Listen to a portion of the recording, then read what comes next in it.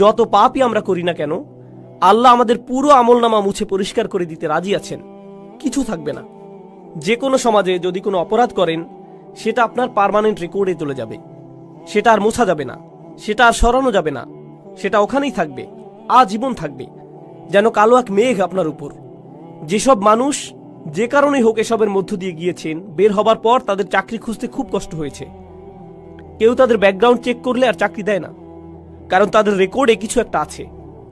আল্লাহ আজ্জা জাল্লাহ আপনার আমলনামা একেবারেই মুছে দেবেন, যদি আপনি আমি আন্তরিকভাবেই আল্লাহর দিকে ফিরে যেতে প্রস্তুত থাকি। যদি আসলেই আমরা চাই এমনটা, আমরা যদি সত্যি আন্তরিক হই, তবে আল্লাহ সুবহানাহু ওয়া তাআলা শুধু কথার কথা বলছেন না, তিনি আসলে আন্তরিক এক অন্তর চান, যে তার দিকে ফিরে আসবে, এমন অন্তর যা তার নিজের কীর্তির ব্যাপারে সত্যিকার অর্থে লজ্জিত থাকবে।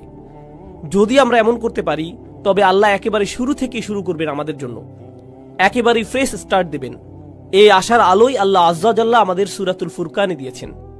তিনি আসলেই চরম পদক্ষেপ নিয়েছেন এখানে।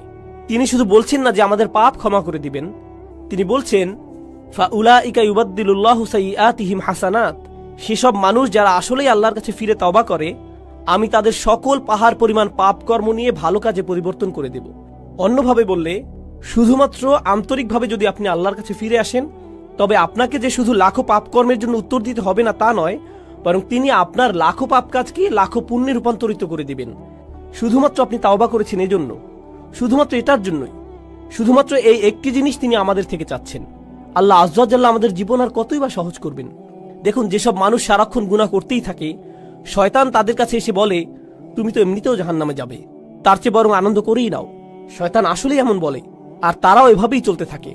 আরে ধুর, আমি আর কি বা করব, তুমি জানো না ভাই, আমি একেবারেই ব্যর্থ, আশাহীন, তার চেয়ে বরং পুরোটা এনজয় করে নিই।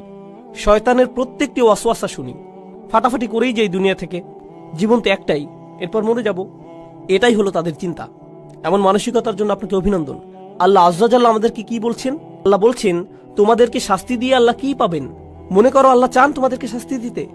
আল্লাহ আমাদের কোরআনে এই প্রশ্ন করছেন যে আমাদেরকে শাস্তি দিয়ে তার কি লাভ হবে? এজন্য তো তিনি তোমাদের বানাননি, এজন্য তো তিনি তোমাদের সৃষ্টি করেননি। আরেক স্থানে আল্লাহ বলছেন, শুধুমাত্র তাদের ক্ষমা করে দেবার জন্যই তিনি তাদের সৃষ্টি করেছেন।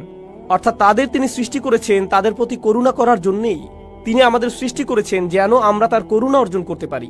তিনি বলেননি তিনি আমাদের জাহান্নামের জন্য বানিয়েছেন, তিনি আমাদের করুণা অর্জনের জন্যই বানিয়েছেন। তিনি আমাদের করুণা করতে চান, এজন্য এই দরজা খুলে রেখেছেন তিনি। তিনি আমাদের এক পা আগাতে বলছেন, বাকিটুকু তিনিই পূরণ করে দিবেন। বেশি কিছু করতে হবে না আপনাকে, শুধু তার দিকে একটুখানি ফিরে আসুন, একটুখানি তাকে দিন, আর তিনি সেই দরজাগুলো খুলে দিবেন।